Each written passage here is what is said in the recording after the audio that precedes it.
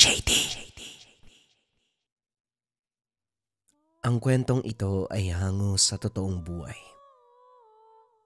Mula ito sa isa nating kabayan na itago na lang natin sa pangalang Luel. Taong 1989, Mindanao. Ulilang lubos si Luel mula pagkabata. Nakikituloy lamang sa kaanak na mahigit 2 dekada. Nagbibingi-bingihan sa husga't pagpapaya. Mahabang panahon ang tiniis dahil kung aalis ay wala ring patutunguhan. Hindi naman siya sinasaktan sa pisikal na pamamaraan. Sadyang bunganga lamang ang kalaban. Nauunawaan din na ang tinutuloy ang tiyahin ay may malaking galit sama. Ito ang sinisisi sa pagkamatay ng ina niya na kapatid nito. Nang magkaroon ng sapat na ipon mula sa pagiging kargador, walang paalam na lumisan, pinuntahan ang lugar na sinasabi ng tiyahin na pugad ng ama. Wala siyang ideya kung bakit ito tinatawag na pugad. Gayunpaman, hindi pinansin dahil kung ano-ano ang lumalabas sa bibig nito lalo na kapag galit. Pagbaba sa lugar, hindi nakaligtas kay Luel ang masasamang titig ng kalalakian na nag-iinuman sa tabi ng daan. Binaba siya sa gilid ng kalsada ng sinasakyan tricycle. Ang sabi pa ng driver, matapang ang sikmura nito kung pumarito sa lugar. Nang makita ang manginginom, naintindihan ng binata ang ibig sabihin. Bata, parang naligaw ka yata. Saang sityo ka tutungo? Gusto mo bang iatid ka namin? O baka naman gusto mong uminom? Wika ng isa sa mga ito. Namumula na ang muka sa nilalaklak na lambanog. Hindi pinansin ni Luel. Binitbit ang gamit at saka lumakad. Naging bastos ang kilos niya. Bigla siyang napaubo matapos bigwasan. Hindi nakailag ng sunda ng suntok. Sunod-sunod na naging dahilan upang humandusay. Pinagtawanan habang tinatadyakan ng kalalakihan. Naalerto si Luel nang sinimulang halungkatin ang mga gamit. Marahas na binuksan ng bag sa pamamagitan ng balisong. Hindi magawang bawiin dahil kamuntikan siyang saksakin. Matagumpay nitong nakuha ang naipong pera at pagkain na sana'y pasalubong sa hindi pa kilalang ama. Bago siya iniwan, muling binugbog. Nakahandusay sa damuhan, umiikot ang paningin at duguan. Hindi alam ni Luel kung gaano siya katagal sa ganong sitwasyon. Nakatingala sa langit habang nakatiyaya, pinapakiramdaman ang kirot ng mga pasa. Ilang sandali pa, napukaw ang atensyon ng huminto. Bumungad ang driver na naghatid sa kanya kanina. Dali-dali siyang inalalayan at pinaupo sa tricycle. Sakto din na may dalang yelo si Manong. Pansamantalang ginamit sa panlunas. Nang mahimasmasan, dito nagkaroon ng pag-uusap. Iho, pwede mo akong tawagin sa pangalang Manong Joben. Ano pakay mo sa lugar na ito? Halata sa mukha mo, tubong syudad ka. Kaya nagtataka ako kung bakit ka nagpatid dito. Hindi ko maiwasang mag-alala, lalo na nung makita ko yung nagiinuman kanina. Kaya nga kita binalikan eh. Nahuli pa ako ng dating. Hanapin ko lang ho yung tatay ko. Ang sabi kasi ng tiyahin ko dito yung nakatira eh. May kilala po ba kayong Lorenzo Casadas? Anak ni Lamberto Casadas? Napansin ng binata ang paglunok ng matanda. Nag-iwas ng tingin na para bang kinakatakutang tao ang binanggit na pangalan. Kalaunan ay muli siyang humarap. Kilala ko ang taong yan, pero hindi ko akalain na may anak pala siya. Sa katunayan, hindi nga ordinaryong… hindi. Pasensya na. Mas mabuting sa tatay mo mismo marinig ang katotohanan. Ano? Ihahatid ba kita sa kanya o ituturo ko na lamang ang direksyon? Nagpatid si Luel. Lumarga kagad. Matapos ang mahabang biyahe sa gitna ng gubat, narating ang nag-iisang tahanan na pinapalibutan ng puno ng kawayan. Sumalubong kagad ang ingay ng mga baboy at manok. Mula sa likod, lumabas ang lalaki. Matangkad, matipuno ang katawan. May kahabaan ng buhok na abot hanggang balikat. Mabalbas at may nakakatakot na titig. Si Manong Juben ang lumapit dito para ipaalam kung sino ang binata. Magandang umaga sa'yo. Hindi ako nandito para manggulo kaya kalmaan mo ang iyong sarili. Yung binata kasi hinahanap ka eh. Anak mo raw siya. Kilala ka. Hindi lang pangalan kundi pati apelyido. Pati ang tatay mo matagal nang namayapa. Tignan mo nga. Kilala mo ba siya? Tumitig ang lalaki kay Luel. Kalaunan may binulong kay Mang Juben. Nauna itong pumasok ng tahanan. Samantalang binalikan siya ng manong para tulungan sa mga gamit. Pagpasok sa loob, nahinto si Luel nang sumalubong ang mabigat na pakiramdam. Unti-unting sumisikip ang dibdib. Nawawalan ng hangin. Dali-daling dumungaw sa bintana para makahinga. Nang makabawi ay muling humarap. Sa puntong ito nakatitig na ang lalaki. Anak ka mo kita.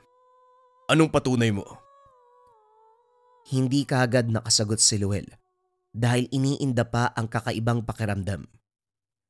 Naging malikot ang mga mata para hanapin kung saan nagmumula ang matapang na amoy. Kanina mabigat na pakiramdam lang, ngayon nadagdagan ng matinding samyo. Bukod dito, may naririnig na siyang mahinang bulong. Parang may mga taong nagsasalita ng sabayan. Ang kaso hindi malaman kung nasaan. Kinilabutan siya lalo na nang masulyapan si Lorenzo. Nang tumagal, ang mga mata nito ay nagbabaga. Sandali siyang napaiwas ng tingin. Nang binalikan ng sulyap, normal na ang mga mata ng lalaki. Binigyan siya ng tubig ni Manong Juben. Kagad nilagok. Sa kabutiang palad bumuti ang pakiramdam. Pinaupo siya at sinimulan ang formal na usapan. Pinaliwanag ni Luel ang buhay na narinig sa tiyahin. Hindi naabutan ng ina kung kaya't wala ring ideya. Habang sinasalaysay, nababanaag sa mukha ni Lorenzo ang lungkot. Nasusundan nito ang bawat kaganapang sinabi niya. Napapatingin sa tuwing babanggitin ang pangalan ng yumaong ina. Hindi naglaon ay pinatigil siya. Binigyan ng matutulugan. Iniwanan muna dahil may aasikasuing lakad. O paano ba yan? Hindi na ako magtatagal. Mamabasada pa ako para makakain eh. Huwag kung ano-ano yung gagawin mo dito ha. Para hindi ka pagsabihan ni Lorenzo. Kung may sasabihin siya, makinig kang mabuti. Kapag sinabi niyang wag ka talaga magpumilit. Anak ka nga niya, pero hindi siya kumikilala ng kadugo kapag nasagad ang pasensya. Tandaan mo yang mabuti. Napabuntong hininga si Luel. Binaling ang pansin sa bahay. Wala masyadong gamit. Ang makikita lang ay upuan, mesa, kagamitan pang kusina, higaan, mga tipikal na gamit sa bahay. Dumiretso sa kusina ang binata para tignan kung merong makakain. Kaso walang mahagilap ni isang butil ng bigas. Ang mga plato ay parang hindi pa ginagamit. Pinamugaran ng makapal na alikabok. Dahil sa gutom at uhaw, nagpa siya si Luel na maghanap ng tindahan. May kakarampot na pera namang naiwan sa bulsa. Ang problema, umabot sa malayo ang binata. Puro nagtatayugang puno lamang ang bumungad. Sinubukang hanapin ang dinaanan nila ni Manong Juben, kaso nga lang hindi niya makita. Naupo na lamang sa tabi dahil kung lalakad pa ay lalong maliligaw. Tulalang pinapakinggan ang kumakalam na tiyan. Hindi naglaon. Napalingon na may marinig na boses. Gusto mo ba ng prutas? Pampawi ng gutom. Ako nga pala si Enrico. Kilala ko ang tatay mong si Lorenzo. Wika ng isang lalaki. Binigay nito ang supot ng bayabas. Natakam si Luel nang makitang puro hinog. Kumain na rin siya. Nagsama ang dalawa ng mga sumunod na oras. Puro kwentuhan, pero maraming hindi naintindihan si Luel. May nakakalitong sinabi si Enrico, hindi na lamang pinansin. Sa isip niya, baka ganun lang magsalita ang Tagalugar. Hindi naglaon nagkayayaang maglibot. Dinala siya ni Enrico sa batis. Sandaling nagtampisaw. Nanghuli pa ng isda na inihaw sa tabi. Pagkatapos nun, inimbitahan siya sa bahay na nasa hindi kalayuan. Kaso hindi tumuloy si Luel nang makaramdam ng kakaiba. Bigla siyang kinabahan. Hindi mapakali kahit wala namang banta mula sa kasama. Sumisikip ang dibdib ng makaamoy ng matapang. Lumingon si Enrico. Napansin ang reaksyon niya. Ikinagulat ang sinabi nito. Anak ka nga ni Lorenzo. Taglay mo ang katangian ng inyong lahi. Sayang nga lang dahil namuhay ka bilang tao. Pero hindi bali na. Ihatid kita pa uwi. Baka hindi mo matunto ng daan. Sumunod si Luel. Hinayaan niya itong mauna. Kaso nga lang hindi pamilyar ang dinadaanan. Dahil sa pagkaligaw kanina, tinandaan ng bawat daanan at siguradong iba ang direksyon na tinatahak. Pinakiramdaman si Enrico. Habang tumatagal nagiging dalawa sa paningin. Iniling-iling ang ulo para bumalik sa linaw, kaso unti-unting sinakop ng pagkahilo. Hindi naglaon. Dahan-dahang bumagsak ang katawan. Hindi na kinaya ang bigat ng ulo. Kahit nasa ganong kalagayan, nakikita pa rin ang mukha ni Enrico. Nakangisi. Paulit-ulit na umuwang ang bibig, pero hindi marinig ang sinasabi. Kalaunan, hinila siya nito sa binti. Sinikap na makahawak sa mga bagay-bagay, pero hindi may kakaila ang lakas. Kahit matamaan ng bato sa ulo ay baliwala. Nang makarating sa unahan, hindi mapakali dahil natanaw ang isang bahay kung saan sa bakuran pa lang marami nang nakabalandrang patalim. Mabuti na lamang nakahawak sa puno si Luel. Dito siya nagkaroon ng pagkakataon na kumalas sa pagkakahawak sa kanya. Nanlaki ang mga mata, kasabay ng paninigas ng katawan. Matapos matalsikan ng mainit-init na likido ang kamay. Pag-angat ng tingin, tumagos ang kamay ng amang si Lorenzo sa tiyan ni Enrico. Walang tigil na bumubulwak ang dugo ni Enrico habang masamang nakatitig sa kanya. Nakuha pa nitong magsalita sa kabila ng paghihirap. Ang anak mo lang pala magiging dahilan para magpakita ka, Lorenzo. Kay tagal kong pinangarap na makita ka. Ang laki ng atraso mo. Hindi ko maisip kung paano ka sisingilin. Sa lagay mong yan, paniningil pa ang nasa isipan mo. Sa kabilang buhay mo ko antayin. Nag-iwas ng tingin si Luel nang balian pa ng leeg. Kinilabutan sa ingay ng nabaling buto.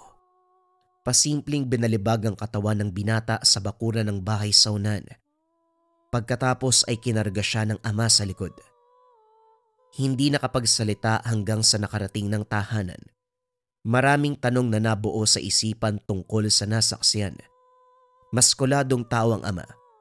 Pero questionable pa rin ang lakas nito para magawang balian ng leeg si Enrico. Nang masulya pa ng ama, naguhugas ito ng kamay. Lumapit sa kanya pagkatapos at sinimulan ang usapan. Wala bang sinabi sa'yo si Joben? Binilinan ko siya na sabihan na huwag kang aalis ng tahanan. Kagubatan ng paligid at maraming mapanlinlang at masamang loob dito. Mabuti na lang naabutan kita bago ka pa namatay. Teka tay, sagutin niyo ako bakit sobrang lakas niyo. Pinugutan niyo si Enrico gamit lang ang kamay. Paano nangyari yun?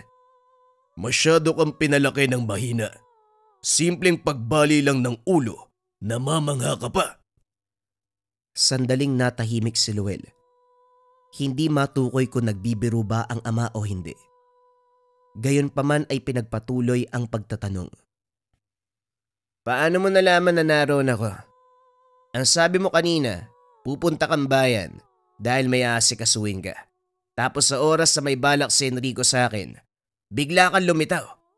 Tao ka ho ba? Napakunot ang noon ni Lemuel. Tumawa ng napakalakas ang ama. Naluwa pa ito kakatawa. Umayos lamang makaraan ang ilang sandali. Tao nga ba ako? Hindi ko rin alam eh. Ano ba sa palagay mo? Matapos magsalita, tumalikod na si Lorenzo. Naiwang nag-iisip ang binata. Hindi niya maintindihan kung tao ba ang ama o ibang nilalang. Ginawa niyang batayan ang lakas at kakaibang pakiramdam sa tahanan na pabigla-bigla na lamang bumibigat. May pagkakataon pa na nagbabaga ang mga mata at kung titignan ng matagal, makakaramdam ng pagkahilo. Sinubukan ni Luel na makisama sa ama lalo na ngayon na nasa iisang bubong. Nag-aantay lang din siyang kausapin nito. Natatakot siyang magsimula. Merong ora si Lorenzo na mapapatiklop kahit na sino. Makaraan ang ilang mga araw na pagtira sa lugar. Maraming kilos ang ama na pinagtataka ni Luel. Isa na dito ang paglabas sa hating gabi. Bumabalik naman ang tahanan pero bago yun, makakarinig siya ng halinghing. Para bang isang napakalaking aso na handa ng sumunggab. Pagkatapos nun ay bubukas ang pintuan ng tahanan. Papasok ang ama kasabay ng mabigat na presensya. Didiretso ito ng kwarto. Ni hindi man lang titingin sa kanya kahit magkasalubong. Pagsapit naman ng umaga, palaging nasa likod ang kanyang ama. Inaasikaso ang mga baboy at mga manok. Maraming inaalagaan. Dito rin napag-alaman na merong negosyo ang ama at si Manong Juben. Dumating ito na dala ang tricycle para kunin ang iilang biik na ibebenta sa bayan. Habang kinakarga ang mga ito, sinamantala ni Luel ang pagkakataon. Manong Juben, pwede ba akong sumama sa inyo? Nabuburyo na ako sa bahay na to eh. Gusto ko sanang makalanghap ng hangin dun sa bayan. Pwede naman. Pero magpaalam ka muna sa matanda. Matanda? Sinong matanda? Sino pa nga ba? Yung tatay mong si Lorenzo. Kung hindi mo na itatanong, mas matanda sa akin ang lokong yan. Pinagpala lang sa labas na anyo, kaya mukhang bata kung titignan. Magpaalam ka muna dahil lalarga na ako. Hindi na kailangan pang magsabi ni Luel. Tumango ang ama ng lingunin niya. Dali-dali siyang umangkas. Matagumpay na sumama kay Manong Juben sa bayan. Iniwan siya ng matanda sa tricycle dahil kinausap pa ang negosyanteng benentahan sa loob ng isang bodega. Habang nag-iintay sa tabi, lumitaw ang manginginom na tinambangan siya sa araw na dumating sa lugar. Ang lalaking nagngangalang Lito ang unang lumapit. Walang sali-salita, binigwasan siya. Pinagtawanan siya ng mga ito. Hindi nakalaban ng pigilan ng dalawa. Sunod-sunod na ginawaran ng suntok sa muka. Dinuraan pa siya ng mga ito. Nang humandusay, tinadyakan. Natigil nang dumating si Lorenzo. Nanginginig na umatras, pero hindi nakaligtas sa hagupit ng kamao. Nasundan na lamang ng tingin ni Luel. Isa-isang tumilapon sa damuhan ng mga ito. Muling napanganga sa lakas ng ama. Totoo bang anak kita o nagpapanggap ka lang? Hindi ako makapaniwala dahil napakahina mo. Ang pulpul ng mga yun pero hindi mo nagawang lumaban. Tumayo ka nga dyan. Tinulungan ni Luel ang sariling tumayo. Hindi man lang siya inalalayan ng ama. Paika-ikang naupo sa tricycle. Nang dumating si Manong Juben, nagtataka ito dahil bugbog sarado ang mukha ng binata. Hindi na nakapagtanong pa nang utusan ni Lorenzo na magmaneho. Pagbalik ng tahanan, nagulat ang lahat ng maabutan ang grupo ng kalalakian. Parehong matatangkad, maskulado, may kilabot ang dating. Humakbang ang isa at tinuro si Lorenzo. Hoy Lorenzo, kalmaan mo lang ha. Idaan mo sa maayos na usapan. Huwag mong bigatan ng kamay. Hindi ito ang tamang oras para ipakita sa anak mo kung gaano kakarahas. Wika ni Manong Juben. Pero nakalapit na si Lorenzo sa mga lalaki. Nag-uusap ang mga ito. Hindi malinaw ang boses dahil may kalayuan. Pero batay sa galaw at reaksyon, lahat ay galit kay Lorenzo. Ilang sandali pa ang lumipas. Dumanak ang dugo sa bakuran. Nanlaki mga mata ni Luel habang sinusundan ng tingin ang bawat lalaking tumitilapon. Kamao ang gamit ng ama, pero tumatagos sa katawan ng kalaban. Kung matatamaan sa muka, tila basag ang bungo. Hindi nagtagal ay wala nang natira sa kanila. Naagaw ang atensyon ni Luel nang hilahin ni Manong Juben para papasukin ang bahay. Gayunpaman, nakuha niyang sumilip. Nagtulong ang matanda at si Lorenzo na isilid sa sako ang mga katawan at saka kinarga ng tricycle. Walang ideya kung saan dadalhin, pero dahil sa paraan ng pagligpit, duda ang binata na maayos ang kakalagyan. Si Manong Juben ang naunang bumalik. Binalingan ng pansin ang mansya ng dugo sa bakuran. Hindi nagpigil si Luel. Lumapit para mag-usisa. Manong, sabihin niyo naman sa akin, ano po bang alam niyo tungkol sa tatay ko? Marami siyang kilos na hindi ko maunawaan at napakalakas niya din. Nakakapatay ng tao gamit lamang ang kamay. At saka, paanong titilapon yung tao pagkatapos suntukin? Ganun ba talaga siya kalakas? Manong, tao po ba ang tatay ko? Kung maririnig na Lorenzo ang tanong mong yan, siguradong matatawa yon. Nga pala, ilang araw na ba kayo magkasama nun? Hindi man lang sinabi sa'yo ang katotohanan, lalong-lalo na kung anong lahi nyo. Manong, magtatanong ba ako sa'yo kung alam ko na? Sabihin niyo po sa akin kung anong nalalaman niyo. Si tatay parang wala naman siyang balak ipaalam sa akin eh. Naku, mahirap yan, hindi pwede. Malalagot ako sa matandang yon. Siya na lang ang tanungin mo. Unahan mo, sasagot naman yun eh. Yan na naman kayo kakasabi ng matanda. Ano bang edad nun? Napakamot ng ulo si Manong Juben. Nang maubos ang pasensya, pinagtapat ang katauhan ng ama. Nagkakilala sila ni Lorenzo. 20 taong gulang pa lamang ito. Ito ang nagligtas mula sa pambibiktima ng aswang. Nasundan pa ito ng maraming beses hanggang sa naging magkaibigan. Pero kung mag-usap ay parang galit sa isa't isa. Nasanay na lang din sa ganitong pakikitungo. Hindi na nagpigil pa si Manong Juben na sabihin ang katotohanan. Linawin kay Luel ang tunay na katauhan ng ama. Aswang si Lorenzo, nabibilang sa lahi na kung tawagin ay gabunan. Angkan ng pinakamalakas na uri. Nabuhay sila ng mahabang panahon, higit ang lakas kumpara sa ibang aswang. Kaya din ng tatay mo na mabuhay kasama ang mga tao. Kaya niyang pangimbabawan ng sarili, 1 beses lang sa 1 taon kung maghanap ng makakain. Yung laman at dugo ng tao. Pero wag mong isipin na nang bibiktima ng tawang ama mo para lang matugunan ang tawag ng sikmura. Ako ang inuutosan niya.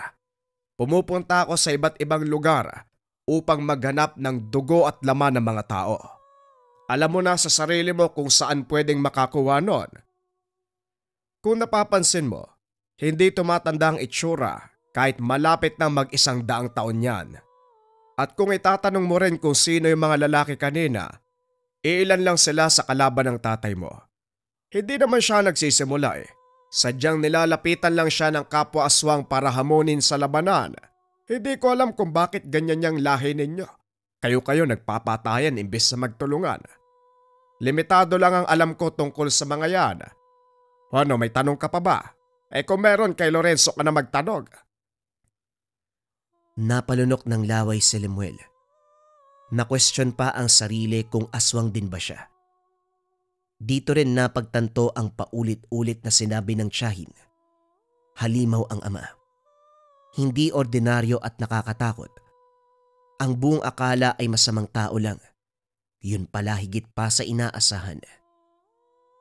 Pagdating ni Lorenzo, hindi makalapit si Luel. Nanginginig ang katawan at hindi makatingin. Ilang beses siyang sinulyapan ng ama hanggang sa nagkusa itong magsalita.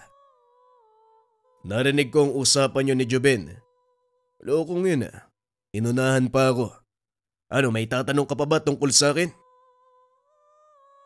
Nilabanan ni Luel ang pag-aalangan bago sumagot. May takot na malaman ang katotohanan.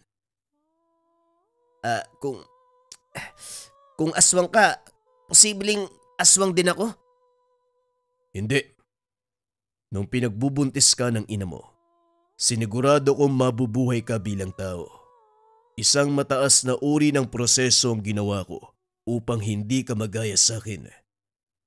Pero sa kabilang banda, parang may nakuha kang katangian mula sa akin eh. Kaya mong indahin ang mga pambubugbog o ang sakit ng katawan. Kaya mong tiisin ang mabigat na pakiramdam na dulot ng tahanang ito. Huwag ka mag-alala, masasanay ka rin. Nga pala, hindi ako makakapayag na dito ka maninirahan sa akin. Hindi natin alam kung anong oras sasalakay ang mga kalahi ko. Ayoko lang na madamay ka. Kaya magmula ngayon, si Joben ang mag-aalaga sa'yo. Hindi na umangal si Luel. Sa takot na nararamdaman, mas piniling manirahan sa tunay na tao. Kahit sabihin pang ama niya si Lorenzo, meron pa ring kilabot. Sa pagdaan ng mga araw, wala nang balita tungkol sa ama dahil malayo ang tahanan ni Manong Joben. Naaliw din siya sa gawaing bukid, kung kaya't hindi naisip na puntahan para kumustahin ng ama. Pero humantong sa punto na sila na ang nilapitan ng kalaban. Nagising na lamang 10 oras ng gabi. Dali-daling bumunot ng patalim si Manong Joben. Inabot ang isa kay Luel. Hindi nagtagal. Lumitaw ang aswang sa harapan. Tumilapon ng matanda matapos makalmot sa muka. Ang binata naman, sinubukan pang lumaban pero nasakal at saka binalibag sa labas. Sa sobrang bilis ng kaganapan, napansin na lang ni Luel na nasa bakura na ng tahanan ng ama. Napakadilim sa lugar. Senyales na walang tao. Napaubo ng dugo ang binata matapos isubsob ang muka sa lupa. Pwisit! Ang sabi niyo nandito si Lorenzo. Bakit wala? Mangangal! Hanapin niyo yan! Hoy Mario, 10 oras na pero nambubulabog ka pa. Mahiya ka naman sa katahimikan ng gabi. Nagulat ang mga aswang. Narinig ang boses ni Lorenzo. Tumingin sa paligid pero hindi ito magilap. Sunod na napansin ang itim na hubog. Mabilis ang galaw nito na lumalapit sa tauhan ni Mario. Isa-isang bumagsak. Ginigilitan ng liig. Hindi nagtagal. Nakita sa harapan si Lorenzo. Ginawaran siya ng napakalakas sa suntok. Tumilapon ng matanda. Nawasak ang bahagi ng tahanan. Nilapitan naman ni Lorenzo si Luel. Maingat niyang inalalayan ang anak. Pinasadahan ng tingin ng katawan ng anak na puro gasgas, galos at sugat. Tumunog ang buto sa mga kamay matapos ang pagkuyom. Makikita sa mukha nito ang galit. Nagbabaga ang mga mata. Unti-unting humaba ang nguso. Humaba ang mga pangil. Humaba ang mga kuko. Sa ilalim ng buwan, nakita ni Luel ang tunay na anyo ng ama. Tama nga ang sinasabi nila. Kapag nakita ang anak mo, siguradong lalabas ka din. Pero bakit ganyan? Parang walang dugong gabunan. Mahinang uri. Wala ka nang pakialam, Mario. Isa lang ang patutunguhan mo ngayon. Kasama ng mga kaangkan mo sa kabilang buhay. Yan. Dahil sa ugali mong yan, kaya lahat ng lahi ng aswang ay galit sa'yo. Gusto kang patayin dahil sa kambugan mo. Wala akong pakialam, tanda. Dahil mamamatay ka na. Sa isang iglap lang, nasa harapan na ni Mario si Lorenzo. Tumagos ang matulis na kuko sa lalamunan ni Mario. Ang kabilang kamay, nakabaon sa puso. Humandusay ang matanda sa lupa. Dilat ang mga mata. Hindi na matandaan ni Luel kung paanong nakapasok sa tahanan ng ama. Ang huling naaalala, ang tagpong pagpaslang kay Mario. Pagbalik ng ulirat, bumungad ang sala ng bahay. Tumayo siya at sumilip sa labas. Wala nang makikitang bakas. Ang buong akala ko, hindi ka napasahan ng aking lahi. Pero tignan mo ang sugat sa iyong katawan. Malaking pinsala ang natamo mo kagabi. Pero ngayon, wala nang bakas ng kahit anong sugat. Imbis na matuwa naman si Luel, ginapang ng takot ang buong katawan. Ang buong akala niya ay isa din siyang aswang. Bakit ganyan yung mukha mo? Ano po bang nakakatawa? Huwag kayong matuwa. Hindi ko gugustuing maging aswang, ano? Ayoko maging aswang. Huwag ka mag-alala dahil hindi ka purong aswang. Hindi porket mabilis maghilom ang mga sugat mo, aswang ka na din. Yan ang pangako ko na binitawan sa iyong ina. Mamumuhay ka bilang normal na tao, hindi bilang gabunan. Ngunit kahit anong sabihin ng ama, hindi na kampante si Luel. Para sa kanya, imposible na hindi mahawaan, lalo pat may dugo siyang nakuha kay Lorenzo. Gayunpaman, sa paglipas ng panahon ay unti-unti rin siyang kumalma. At dahil sa sunod-sunod na kaguluhan, nagpa siya ang ama na ilayo ang binata. Hindi masisikmura kung may mangyayaring masama dito. Si Manong Joben ang nautusang maghanap ng matitirahan sa malayong probinsya. Pero ang pinili ni Manong Joben, sa syudad patirahin kung saan malayo sa aswang. Ngunit bago sila maghiwalay ng ama, nakiusap ng masinsinan si Luel. Inaya itong mangisda sa ilog. Kahit sandali lamang, maramdaman ang pakiramdam na merong ama. Matapos nun, nagsimula na sa kamay nilaan. Sinikap ni Luel na mabuhay mag-isa, katulad ng naranasan. Sandaling panahon lamang nakasama ang ama. Masalimuot pa ang kaganapan, pero para sa kanya sapat na ang mga ito upang maramdaman ang pagmamahal ni Lorenzo.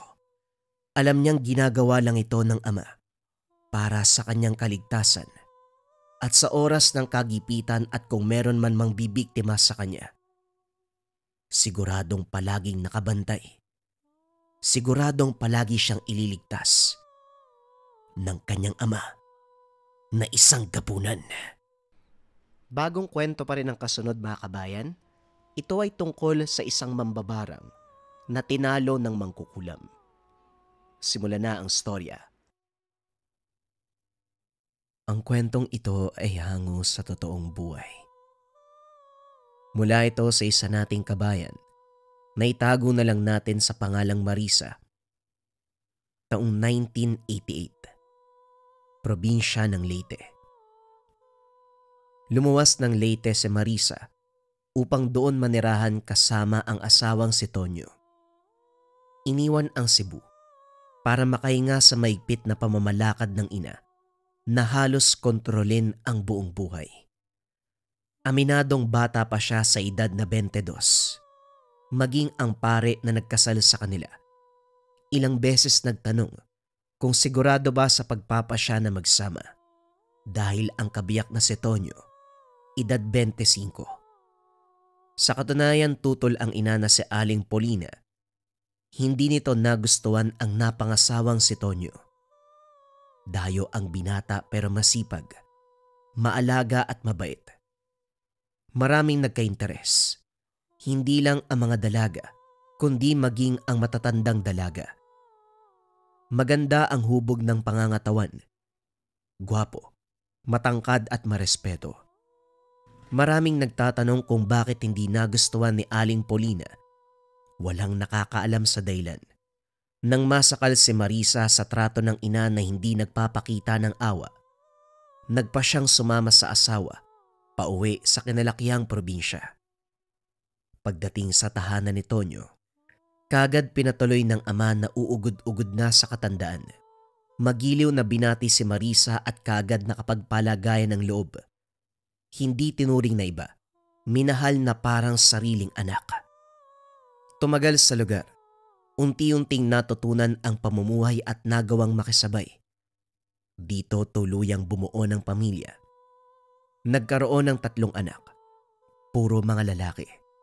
Maayos ang pagpapalaki lalo na't katawang si Tatay Tenorio. Ito ang nagsisilbing pangalawang ama na mahal ng mga bata. At bilang may bahay, si Marisa ang gumagawa ng lahat mula sa pagluluto hanggang sa paglilinis. Si Tonyo ang kumakayod bilang karpentero.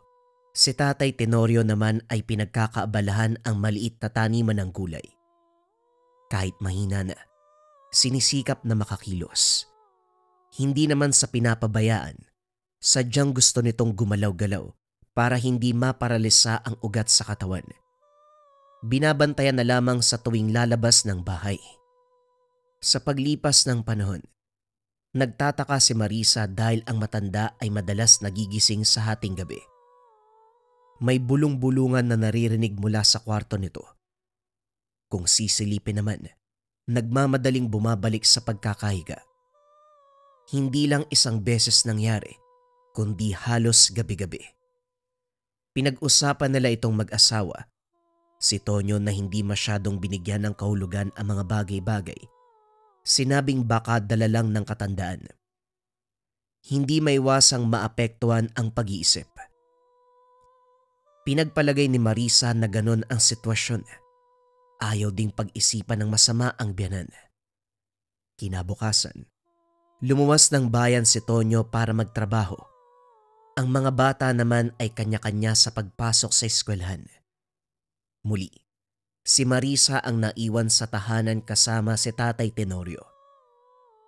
Nagpaalam siya na dadayo sa baybayin para makabili ng preskong isda. Tumango naman sa kanya ang matanda. Gayunpaman, hindi mapanatag si Marisa na iwanan itong mag-isa. Mababaka sa mga mata nito na may gagawin. Muli na namang naisip ang gabi-gabing kilos. Kamakailan lang, nahuling may kinakalikot habang sinasambit ang salita na mahirap maintindihan. Hindi malinaw kung ano dahil kagad itinatago na para bang ayaw nitong malaman ang palihim na gagawin. Pagkatapos sa baybayin ay nagmamadaling umuwi. Katulad ng hinala, naabutang abala sa kwarto si Tatay Tenorio. Narinig na sumasambit ng kung ano-anong salita. Kung tono ang papakinggan, masasabi ni Marisa na wikang Latin. Dahan-dahan siyang pumuslit pero natigilan nang biglang nahinto ang matanda. Mabilis ang mga kamay. Itinago ang mga gamit. Nakangiting humarap sa kanya. Ang bilis mo namang makabalik, Marisa. Kamusta? Wala bang paninda doon sa baybayin? Meron naman po, Tay. Nakasabay ko kasi si Aling Myrna. Umangkas po ko sa motorsiklo. Kayo po ba? Ano pong ginagawa niyo dyan? May hinahanda kong regalo para sa kaarawan ni Jobert. Dito natauhan si Marisa nang marinig ang tungkol sa panganay na anak. Kamuntikan ng makalimutan. Nawala ang pag-uusisa kay Tatay Tenorio upang tignan ang manukan kung may makakatay ba sa nalalapit na kaarawan. Naging abala na rin sa mga gawaing bahay pagkatapos. Napansing lumabas si Tatay Tenorio. Sinundan ng tingin ni Marisa. Nagtungo ito sa taniman pero agaw pansin ang bitbit na bagay na binalot sa tela. Nang pagmasdan, nagukay ng lupa at inilibing doon. Nilagyan pa ng maraming bato upang hindi mahalukay ng asong ligaw. Pagkatapos nito, binalingan ng matanda ang pagtatabas ng damo. Sa pagsapit ng gabi, inantay ni Marisa na makatulog ang lahat. Nang siya na lamang ang gising, dali-daling nagpunta sa taniman para hukayin ang binaon ni Tatay Tenorio. Kaso nga lang, naabot na ang pinakadulo ng hukay pero walang nakita. Walang nakabaon. Nagtataka tuloy siya kung paanong nangyari. Nang masipat ang biglang pagliwanag sa bandang kusina, nagmamadaling bumalik ng tahanan. Sumalubong sa paningin ng matanda. Nakaharap sa mesa, nagtitimpla ng kape. Ngumiti itong sumulyap sa kanya. Nag-aya pa. Tay, wag niyo po sanang mamasamain yung itatanong ko. Tungkol po kanina, yung binaon niyo sa taniman, ano po ba yun? Bakit biglang nawala? Hinukay niyo po ba uli? Tumingin si Tatay Tenorio. Bagay na hindi inasahan. Walang mababakas sa mukha nito kung hindi pagtataka. Nang tumagal ang pagtitig, naisip tuloy ni Marisa na siya ang may diferensya. Ako, may binaon sa taniman. Kailan? Wala akong maalala eh. Binungkal ko ang lupa, pero wala naman akong binaon o kung ano. Sigurado ka bang ako yon? Napalunok si Marisa. Maging siya ay naguguluhan na rin. Binalikan sa alaala ang tagpong iyon. Malinaw na merong binaon ng matanda. Ang problema, hukay lamang ang naroon sa taniman. Wala ang bagay na nakabalot ng tela. Nakaramdam ng pananakit ng ulo kung kaya't nagpaalam na matutulog. Gayunpaman, hindi mapakali sa kakaisip sa tuwing maaalala. Kinabukasan muli na naman silang naiwan sa bahay. Abala sa paglalaba sa likod ng tahanan. Ang matanda ay nasa loob lang. Huling napansin ay natutulog. Makaraan ng ilang sandali. Habang nagsasampay narinig ang mahinang pagsambit ng salita. Nakakabit ang sampayan sa dingding ng kwarto kung kaya't pagdating sa dulo naulinigan. Kuryosong sinilip sa butas at dito malinaw na nasaksihan ang sikreto ni Tatay Tenorio. Nilalaro ang isang bubuyog. Nagwiwika ng Latin na parabang nag-uusap sila sa ganong paraan. At ang pinaka mas nakakaintriga, ang manika na gawa sa dayami na merong nakatusop na karayom. Makalipas ang ilang sandali napatingin ito sa butas. Gulat na lumayo si Marisa. Nagmamadaling pumasok pero laking pagtataka. Nang maabutang natutulog sa higaan ang matanda, humihilik pa. Wala ring anumang kalat sa sahig o yung bote man lang na pinagsidlan ng bubuyog. Maging ang manika at karayom, hindi na mahagilap. Sinubukan itong gisingin pero lumakas lamang ang hilik. Sa puntong ito kinabahan si Marisa para sa sarili. Naisip na baka siya itong may mali. Binantayan ng kilos sa mga sumunod na oras. Nagtataka rin dahil bawat umaga merong bubuyog na dadaan sa bintana, papasok sa kwarto ng matanda. Naguluhan naman si Marisa. Naalala ang bubuyog na nakita nung nahuli si Tatay Tenorio at ang insektong kakapasok lang ngayon. Dali-daling sinundan pero lumusot lang muli sa bintana. Sa oras na ito, tulog pa ang matanda. Dumating si Tonyo makaraan ang ilang sandali. Kinausap ito tungkol sa napapansin sa ama. Walang reaksyon na makukuha dito, kundi pagtango lamang at pagsabi na baka dala ng katandaan. Uy Tonyo, bakit ka ba ganyan? Hindi ka ba nag-aalala para sa tatay mo? Kakaiba yung kilos niya oh. Hindi ko na nga maintindihan eh. Sumasakit na yung ulo ko kakaisip. Parang ako na tong nababaliw eh. Baka naman kasi napapasobra ka sa pag-iisip ng kung ano-ano. Marisa, matanda na si tatay. Maraming iniinda sa katawan, mahina na nga yan eh. Huwag mong bigyan ng kahulugan kung ano yung ginagawa niya. Uy Tonyo, dala ba ng katandaan kung meron siyang gamit sa pangkulam? Napansin ni Marisa ang paghinto ni Tonyo. Hindi ito nakatingin kagad sa kanya, pero mababakas sa muka na merong nalalaman. Kalaunan, nagbuntong hininga. Umarteng normal lamang ang kondisyon ng matanda. Hindi naman mapakali si Marisa kahit anong pagpapaliwanag sa asawa. Hindi naiintindihan ng punto niya o sadyang ayaw lang siyang pakinggan. Bagay na dumagdag sa iisipin. Pagsapit ng hapon, kasalukuyang naghukay ng kamote si Marisa upang ipangmeryenda. Nang maabot ang bakas ng hukay na ginawa ni Tatay Tenorio, hindi makapaniwala dahil ngayon ay merong nakabaon. Isang garapon na merong patay na bubuyog. 3 ang bilang. Sunog ang iba't ibang bahagi ng katawan. Bakas ng butas na para bang daanan ng pagtusok. Dali-dali itong dinala sa tahanan, pero sa sandaling nakita ng matanda, kagad itong lumapit para bawiin iyon. Dito na sila nagkasagutan. Tayo maming nga po kayo. Ano bang ginagawa niyo? Mangkukulam ka ba? Hindi. Hindi ako mangkukulam. Ayoko lang na kinukuha mga gamit na tinapon ko na. Ibabaon ko ulit ito. Hinarangan ni Marisa ang matanda bago pa makalabas. Tinulak siya nito, pero nahawakan sa braso. Hinila papasok at saka sinarado ang pintuan. Sino ang kinulam niyo? Mangkukulam kayo, tatay. Ano bang hindi namin alam sa inyo? Matagal na tayo nagsasama sa iisang bubong pero may ugali ako na uubusan kagad ng pasensya kapag ito na ang pinag-uusapan. Marisa, nakikiusap ako. Tumabi ka. Dahil kailangan may dispatcha ang bagay na to bago pa merong maapektuhan. Pinigilang mabuti ni Marisa ang matanda.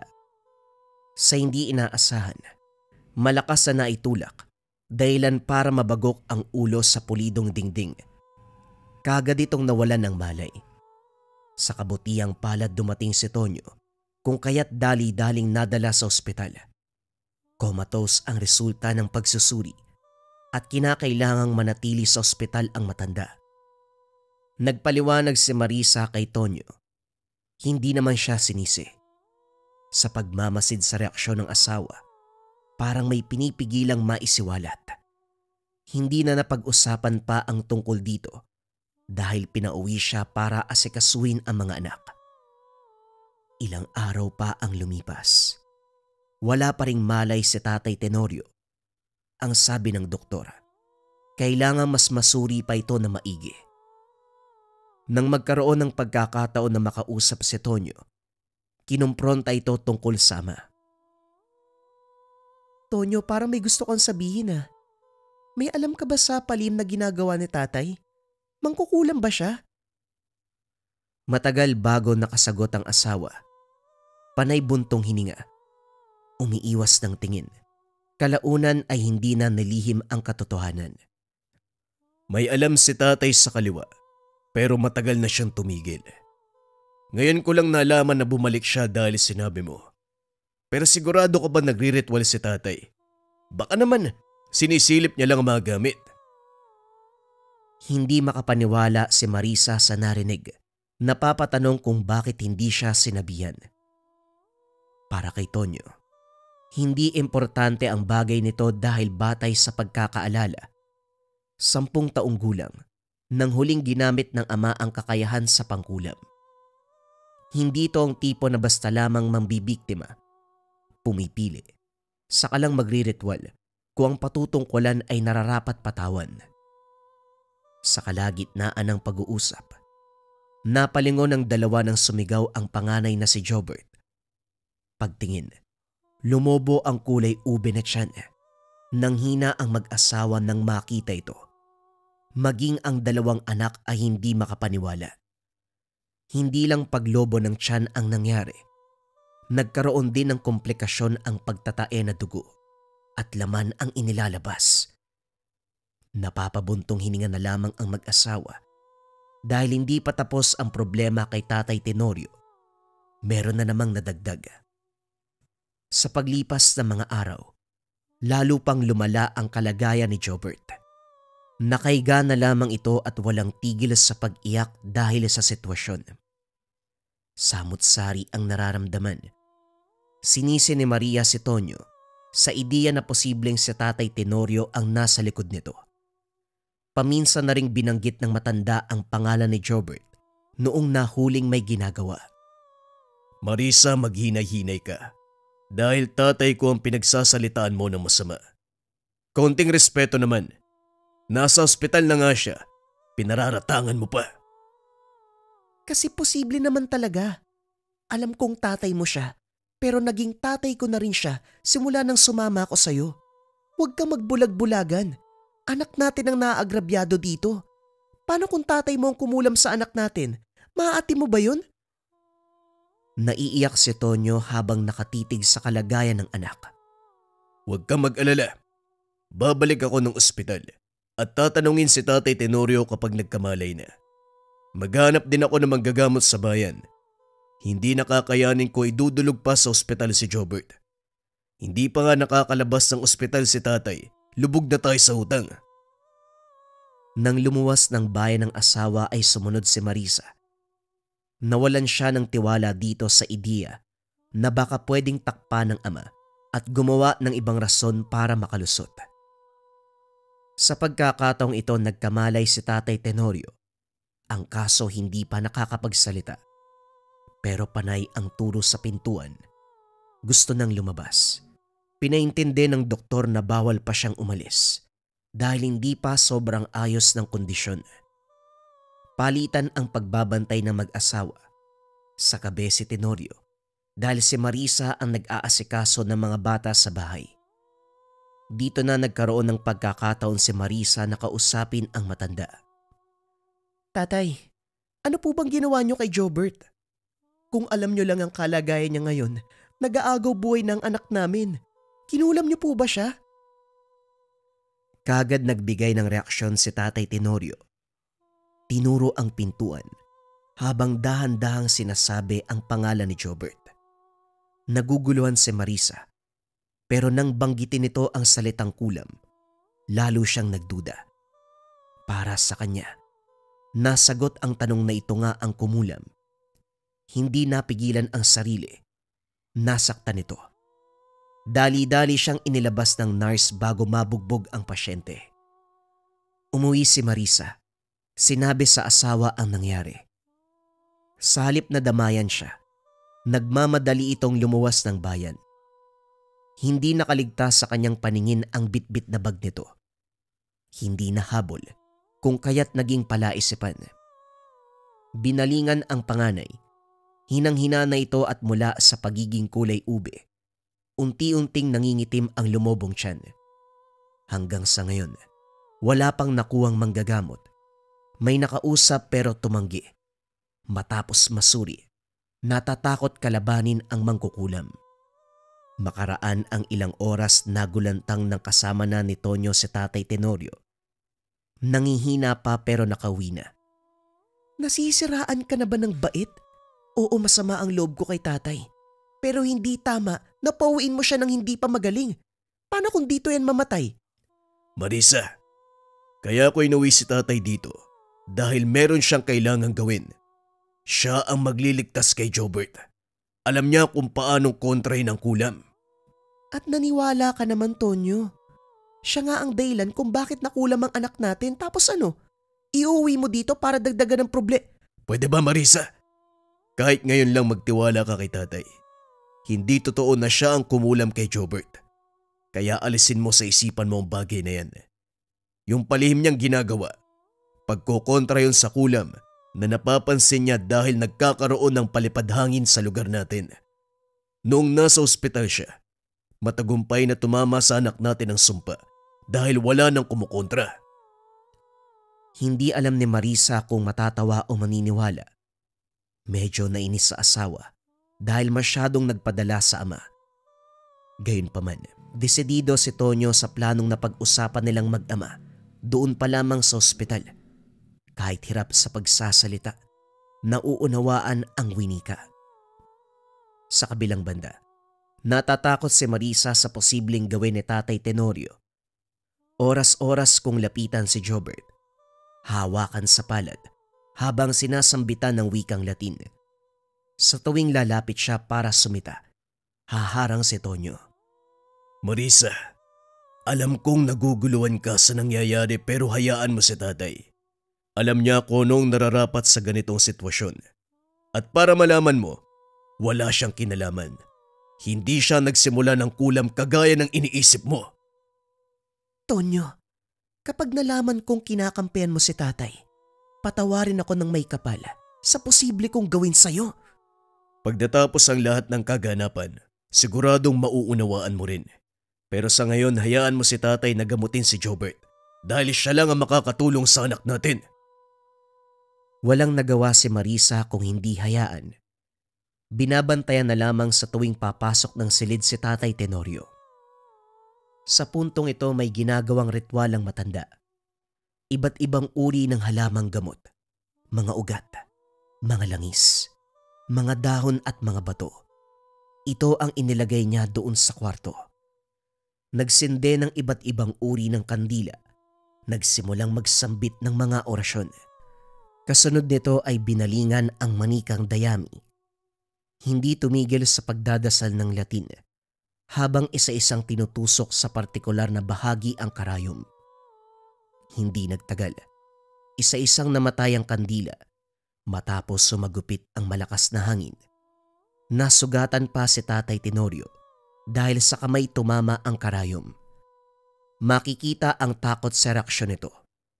Nang tumigil ang hangin, dali-daling nagtanong si Tonyo. Tay, may masama bang nangyari? Nasugatan ka sa proseso ng ritual. Wala naman. Tatapusin ko lang to. Si Jobert, bantayan mo. Habang tinitignan ni Tonyo ang anak, si Marisa ay nanatili sa silid kung saan nagriritual si Tatay Tenorio.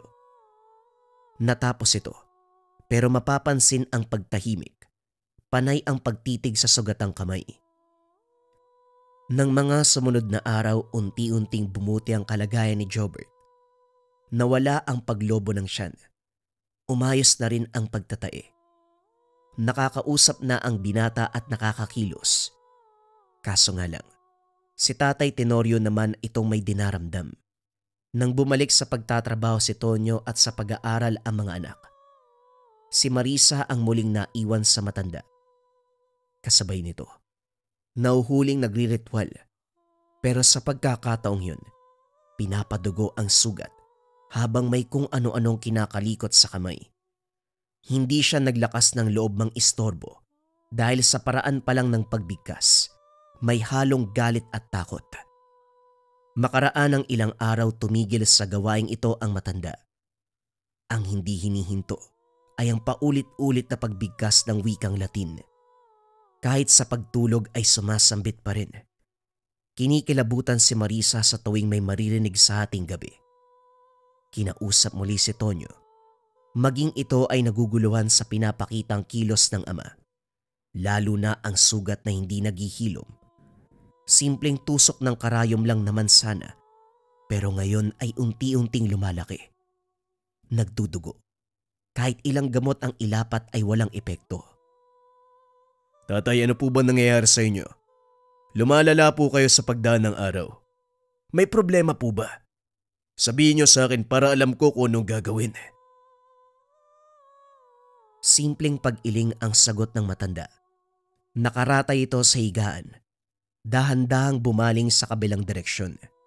Umiwas kay Tonyo at Marisa. Nababahala na sila dahil pati pagkain ay inaayawan. Muling pinakiusapan ni Tonyo ang nilapitang manggagamot na tumanggi noon. Sa ikalawang pagkakataon ay tumanggi ito. Pero nang makulitan, sinabi ang rason. Tonyo, tatapatin na kita. Manggagamot ako sa halaman at herbal. Hindi ako nakikialam sa anumang kaso na may kinalaman sa kaliwa. Dahil kapag nagkataon ako ang mapupuruhan. Lalo na sa kalagayan ng tatay mo na masyadong malakas sa mambabarang. Kung makikialam ako, malaki ang tsansa na ako pa ang unang mamamatay. Sana maintindihan mo ang pagtanggi ko. Pasensya ka na. Naguluhan si Marisa nang marinig ang pag-uusap ng asawa at manggagamot. Napailamos ng muka, sabay buntong hininga. Una kinulam ang anak ko. Ngayon naman barang. Tonyo, pinaglalaroan ba tayo ng kamalasan? Kulam tapos ngayon barang? Hindi ko rin alam, Marisa. Naguguluhan din ako sa sitwasyon eh. Maging ang manggagamot sa lugar na duduwag na gamutin si tatay. Nag-iingalo na nga siya eh. Kung kaya pang gamutin si Tatay Tenorio, dalhin natin siya sa Cebu. Yung kaklase ko noon eh. Yung tatay niya albularyo. Matunog ang pangalan niya pagdating sa ganitong usapin. Dali-daling lumuwas ang mag-asawa. Dala si Tatay Tenorio. Dumiretso sa tahanan ng nasabing albularyo. Unang bungad pa lamang, napabuntong hininga na si Mang Bidoy. Akalain mo nga naman, ang isang batikang mambabarang, tinamaan naman ng kulam. Hindi rin pwedeng balewalain dahil malakas ang mangkukulam. Sandali lang, taga Leyte kayo, hindi ba? Ang layo naman ng nangkulam sa inyo. Talagang nandito pa sa Cebu. Nandito po sa lugar yung mangkukulam?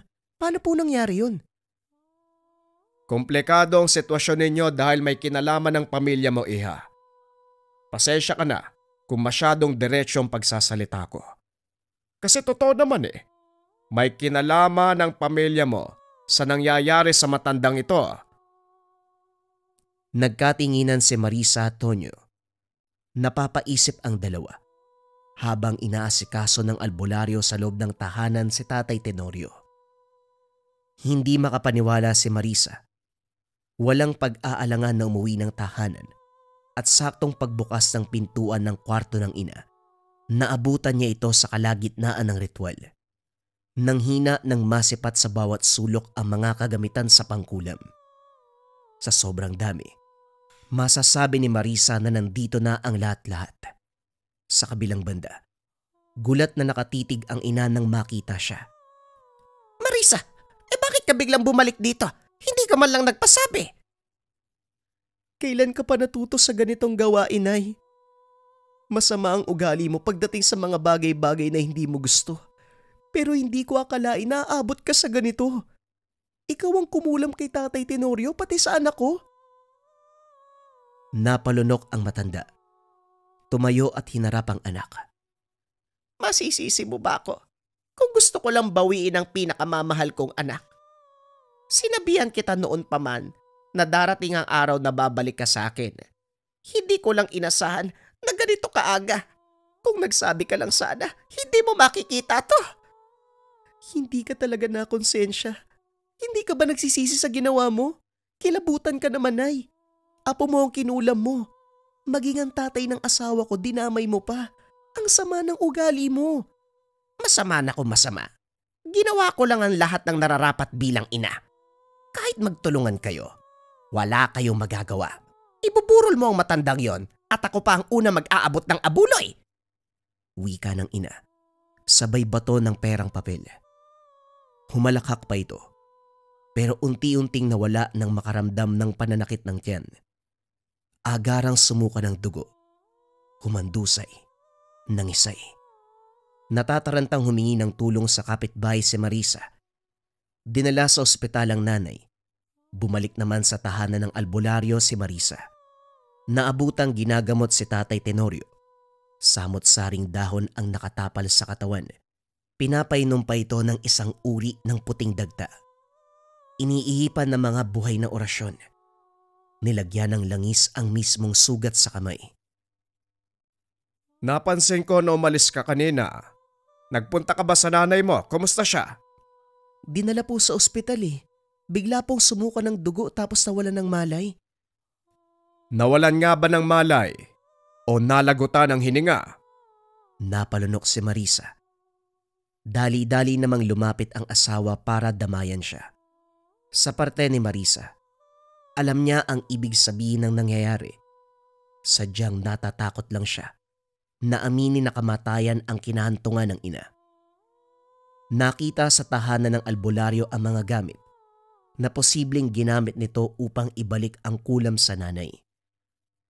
Sa paglipas ng ilang sandali, bumuti ang pakiramdam ni Tatay Tenorio. Dito lang nagpaalam si Marisa para alamin ang kasalukuyang kalagayan ng ina. Pagdating sa tahanan, nakaburol na ito. Hindi maiwasang maiyak, pero may parte kay Marisa na nakahinga ng maluwag dahil hindi lang matitigil ang kasamaan ng ina. Makakapagpahinga na rin ang kanyang pamilya laban dito. Nanatili sila sa lugar hanggang sa mailibing ang katawan.